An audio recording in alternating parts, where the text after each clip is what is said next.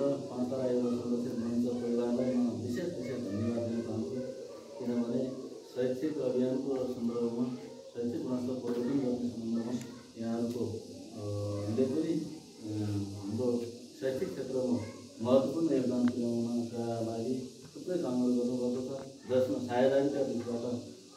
मिलाएर पनि शिक्षा कार्यालयबाट पनि यहाँ कोसिस गराउन सफल हुनुभयो, जसको लागि म धेरै धन्यवाद दिन चाहन्छु। विद्यमान शिक्षा नीति तथा कार्यक्रमहरू विद्यालय शिक्षामा समानतापूर्ण सुनिश्चित गर्ने, शैक्षिक गुणस्तर एवं व्यवस्थापकीय क्षमतामा सुधार गर्ने गरी सामाजिक आर्थिक विकास गर्ने लक्ष्यतर्फ लक्षित छन्, जसमा सामाजिक रूपान्तरण र देश विकासको आधारशिलाका रूपमा रहेको शिक्षा क्षेत्रको सर्वोपरि विकास गर्नका लागि नेपाल सरकारको नीति, कार्यक्रम, योजना र बजेट मार्फत थुप्रै धनराशि लगाउनु भएको छ, जसलाई समाजवाद उन्मुख सामाजिक न्यायमा आधारित समृद्ध राष्ट्र निर्माण गर्न र विद्यालयमा